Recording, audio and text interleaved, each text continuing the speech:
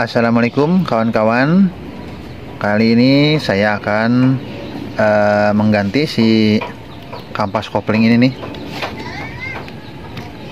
Tadinya mau beli yang satuan, tapi nggak ada. Akhirnya kita beli yang satu set aja nih.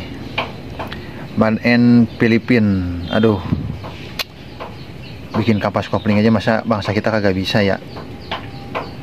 Mesti orang luar yang ngerjain. Sedih juga sih. Oke, kita balik ke sini ya. Ini kenapa saya ganti si kampas koplingnya? Ini kalian bisa lihat. Tuh. Dia udah ada celah ya. Kok bisa begini? Ya karena pemakaian. Wajar lah. Ini yang bikin berisik juga ya. Oh. Tuh. Krok. Nah ini nih yang bikin berisik nih. Kita ganti kampasnya dulu, pasang. Kalau ini masih celahnya banyak, kita ganti sekalian sama si mangkoknya. Udah beli juga sih tuh, ini mangkok barunya nih. Tapi kita coba dulu pasang kampasnya aja, apa dia masih begini, apa dia lebih span gitu si tonjolan ininya. Oke, kita bongkar dulu. Oh iya, ini saya menggunakan per kopling smash tuh. Sama si studnya nih saya pakai bearing. Oke, kita buka. Aduh, nggak ada tripod nih, susah. Pakai ini jadi goyang-goyang, nggak apa-apa ya.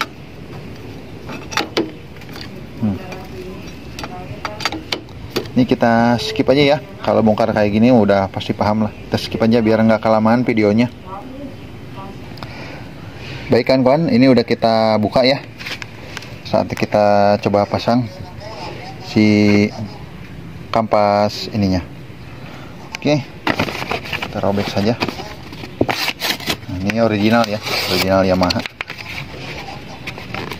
Ini kalau untuk masang si kampas kopling ini, usahain di ini dulu ya, direndam dulu pakai oli atau dikasih oli dulu lah ini. Nih direndam dulu di oli, biar dia basah nih. Jadi pas ntar dia dinyalain, pas jalan pertama, nah ini nggak gampang habis. Cuman ini karena kita buat nyoba dulu ya, kesininya nih dia goyang apa enggak, jadi jangan kita kasih dulu deh, kita langsung pasang aja. Dia rada seret ya. Nah tuh, dia lebih sepan ya, kita lihat. Nah kawan-kawan, ini kampas kopling yang baru ya, yang udah kita pasang nih. Ini celahnya lebih sedikit ya, dia lebih sepan tuh, lebih bagus. Nah tuh, lebih sedikit celahnya dia. Sementara kita pakai ini aja dulu karena menghemat waktu sih. Pengen juga sih pasang langsung si itunya tuh, mangkok koplingnya. Cuman ya kita coba dulu ini soalnya udah bagus sih, celahnya nggak begitu banyak.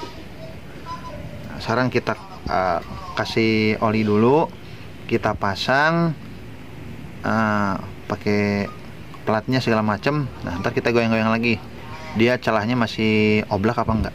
Oke, kita skip dulu ya. Nah kawan-kawan, sebelum kalian pasang si kampas kopling ini, sebaiknya kalian si kampas yang kering ini, yang baru nih, kita celupin dulu ke oli kayak gini nih. Masukin ke oli, set. Nah celup. Terus kita angkat.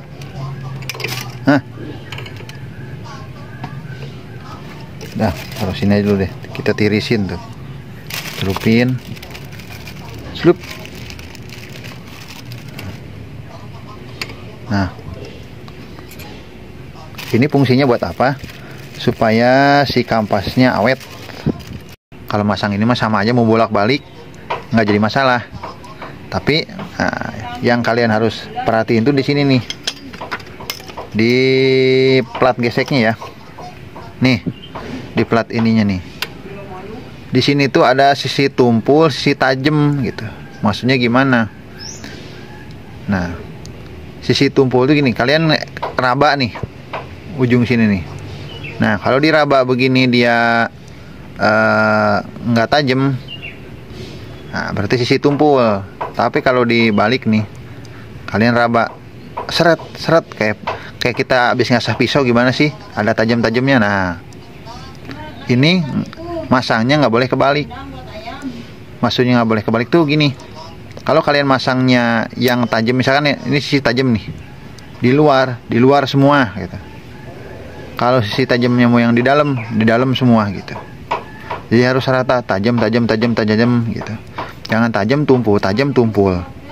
Nah, itu berpengaruh di koplingnya kalau kayak gitu. Jadi usahain si masang plat ini jangan kebalik ya. Terus kan nih ada tonjolan nih. Nih, ada tonjolan. Ini cara masangnya gimana nih? Ini fungsinya apa? Nah, untuk si tonjolan ini kita pasang zigzag gitu ya, kayak bintang lah, kan ini 5 biji nih bintang. Satu di sini tonjolannya nih, di sini, satu di sini, satu di sini, satu di sini, satu di sini. Paham lah ya maksud saya. Misalkan nih masang nih, terserah nih ya, mau yang tajamnya di luar, tajamnya di dalam, yang penting satu arah aja. Tapi kalau saya yang tajamnya di luar gitu. Oke. Terus sebelum dipasang baknya nih, bak koplingnya, kalian tes dulu si kopling, tarik dulu tuasnya, dia ngebukanya tuh rata apa enggak. Nah, kalau ngebukanya nggak rata, berarti ada masalah di antara di setutnya atau di per kopling yang udah nggak rata gitu.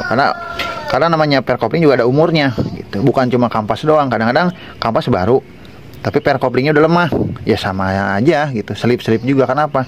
Tekanannya itu nggak rata gitu. Nah, kayak gitu. Oke, kita pasang dulu, nanti kita cek.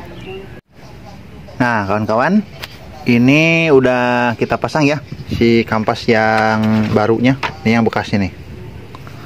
Ini bisa kita lihat celahnya sedikit sekali ya. Nah, kayak tadi tuh. Tadi mah wah goyang parah. Tuh, sekarang malah nggak goyang. Tuh, dia sudah span. Berarti si mangkoknya nggak usah kita ganti ya, pakai ini aja. Oke, sekarang kita tes bukan kopling enak nggak.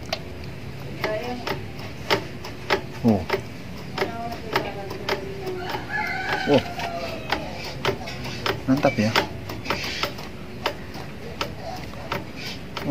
Teran koplingnya terlalu jauh nih kita, tapi lihat enak kan.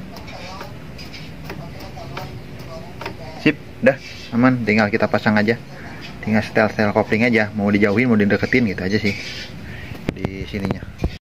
Baik kawan-kawan, untuk kalian yang pengen pasang packing bak kopling ya, ini saya cari tadi packingnya nggak ada yang orisinil, adanya yang biasa ya, nggak apa-apa sih.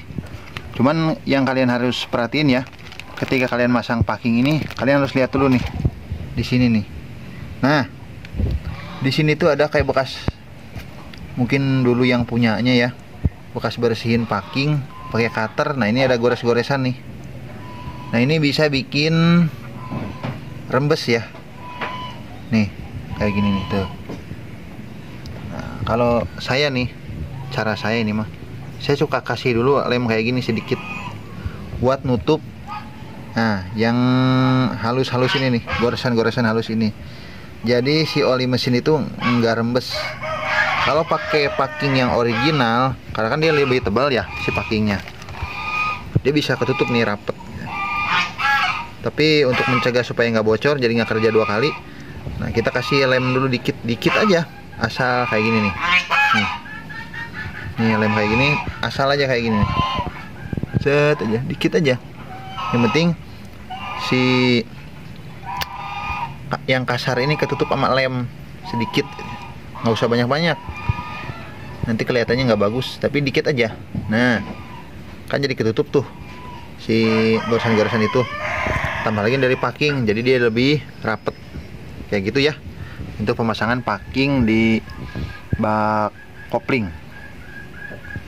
Karena namanya motor tua ya, wajar lah kalau dia sering bongkar pasang, atau mungkin dulunya turun mesin apa gimana, namanya motor tahun 97, wajar gitu.